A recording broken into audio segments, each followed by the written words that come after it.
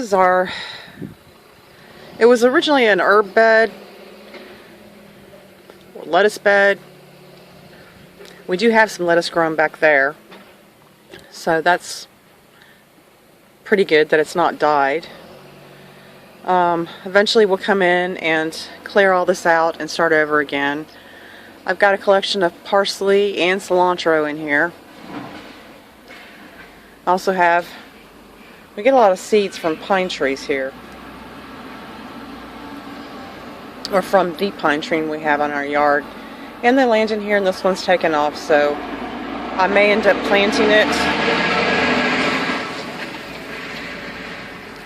Sorry about the tractor. I may end up planting this pine tree, very small pine tree. I don't know. Last time we planted one, Dave used it as a place to urinate all the time and ended up killing it. Over here is a sage plant. It needs to be transplanted, but I'll need to get some more dirt in order to take care of that. The sorrel is growing really well. I'm not sure why it's only growing on one side, but it's got a taste. My husband says it tastes a bit like vinegar. It's a very interesting flavor. He put some onions in here, so we'll see how this goes. And the usual chive and I don't know how to say this word. That. This one right here. Marjoram. This one is pot bound.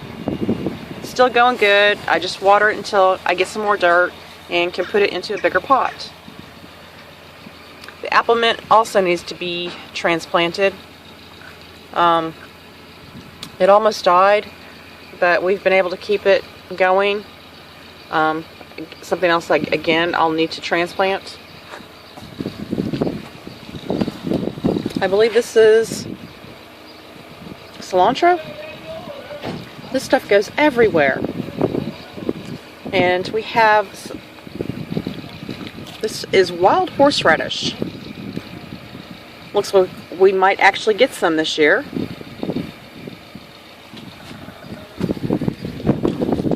Rhubarb is growing. Yay. Sweet Sicily. Went through and pulled out all the weeds. And this one here is hyssop. There's your hyssop. And lovage. And we have some more onions here.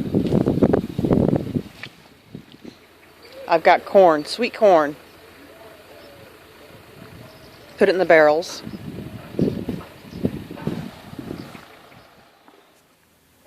Here's my summer squash. Now this patch on this particular garden bed doesn't seem to have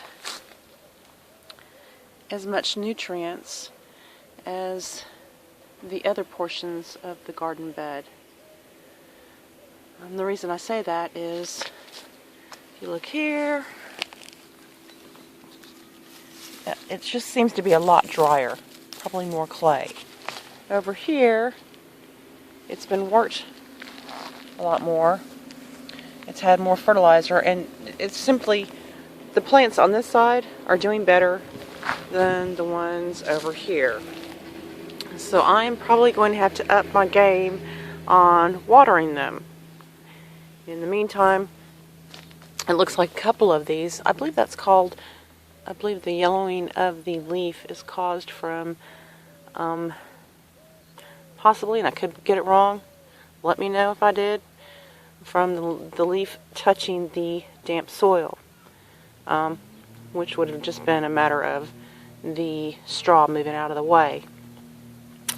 I put the straw back underneath all the leaves so they don't touch the ground when they're wet.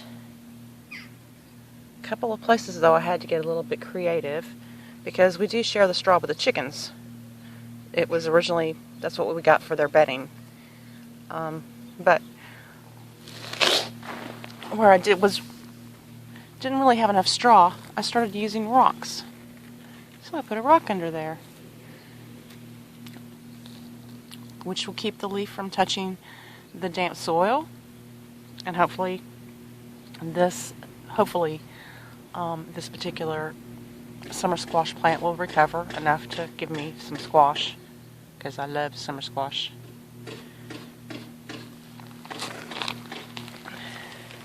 This one here is doing much better, as you can see. It's a little bit bigger, but that's what the situation is with the summer squash.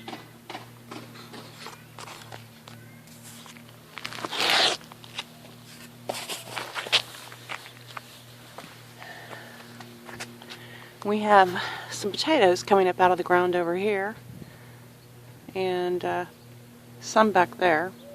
This last 2 years we've been using this particular portion of this garden bed for the potatoes. We did not plant any this year in this bed. We planted some down at the allotment, but these have come up. So obviously there was a potato or two, or what, 3 or 4, which were still in the ground and we did not get last year. So we'll just go ahead and grow these and harvest these and see what they look like. This is pretty cool. We put the stick in the ground to help support the sunflower, and look, it decided to start budding. Okay, so here we have a collection of runner beans, sunflower there, with a runner bean right behind it there, and a runner bean there, there, and there. And we have our zucchini, which is growing. It's doing much better than the sunflower. I mean, the zucchini is doing much better than the summer squash as far as size goes. And we've got the zucchini here. This is the biggest one. I'm not really sure why this one is so much bigger than the other one.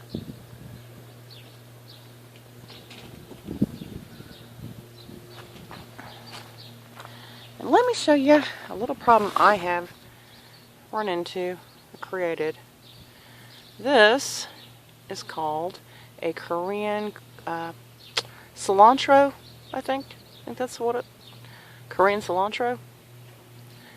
And we got this from, we bought the herb about 3 years ago, and with the instructions that it was a very delicate plant, keep it out of the wind, put it in the shade, blah blah blah. We didn't think it lasted, we didn't think it made it the first year, because we had it in a pot and the pot broke. So we thought, well, we were lucky to have it 1 year, and that was that. Well, the following year we had it over here in this bed, and it took off, and it completely covered this entire bed here, or it completely covered this portion of the bed. This year it's even worse. It's gone from here all the way down there, and even some pops up over here. So the only weed that I spend my time trying to get rid of all the time is going to be this herb right here. So just want to let you know, if you ever get this herb, it's a coriander, it's a Korean coriander or cilantro, which is the same thing from what I've hear. Be careful, keep it in the pot, do not put it in the ground. You will hate yourself. And this lovely, lovely, lovely, look at how beautiful this is. This is the chickpeas. I'm so glad to be growing chickpeas. Now, unfortunately, I'm not growing enough of them. So, lesson learned. We'll grow it. We'll enjoy the 2 or 3 chickpeas that come off each plant, and we'll know them better. If we ever get some big, massive yard, we can just grow only chickpeas. I don't know, I guess we'll do that. But it's just interesting to see what a chickpea comes from. Oh look, I found another Korean cilantro right there. And there's more. I'm gonna spend all day picking this stuff out. I could probably be done weeding in a matter of minutes if I weren't so busy having to pull out Korean cilantro. That was a mistake, wasn't it?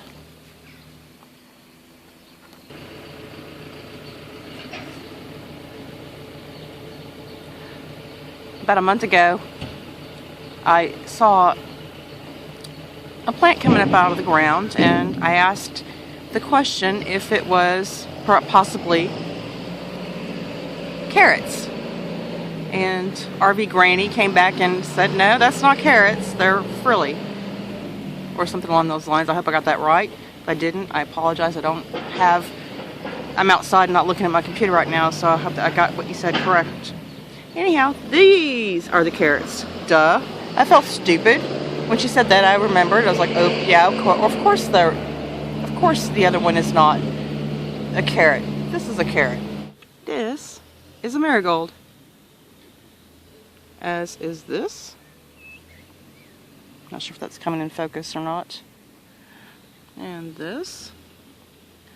These apparently must have come from the marigolds I planted last year. I guess some seeds fell off and traveled along the dirt because I didn't put them here. I put them over there. But so that's what we have. We have marigolds here mixed in with the carrot.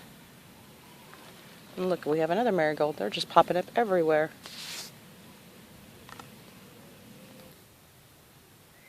This is something else really cool that I want to show you.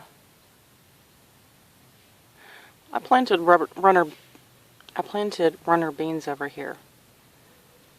I've got them all along the wire, so they'll have some support to grow up through.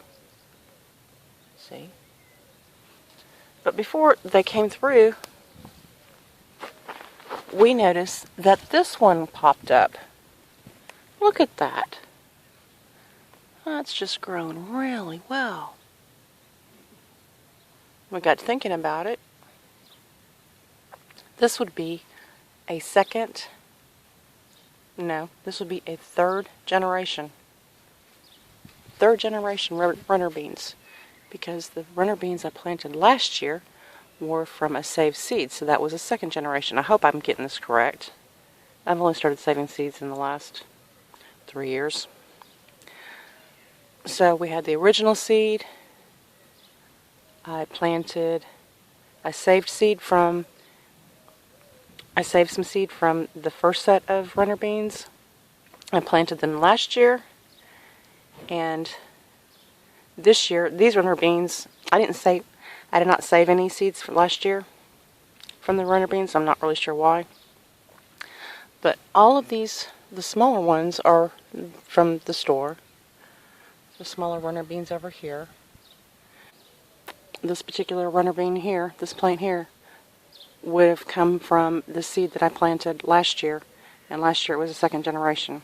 So I think it's pretty cool. As you can see, it seems to be it's doing much better than the first generations. So I will definitely be saving some. I'll make a point to save as much seed as I can this year for many reasons. And over here we have our parsnip. See? I've never grown parsnip before, so this is great. Some are bigger than others. We don't have many parsnip, but I hear that they're very hard to grow, so just to get any is good news. So I'm showing you the other side of the third generation runner bean. We have a runner bean there. See how small it is? We got this big puppy right there.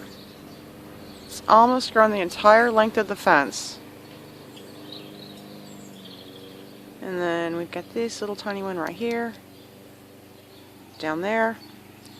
They reach up this high and this high, but this is 2 to 3 times, at least twice, as big as the first generations.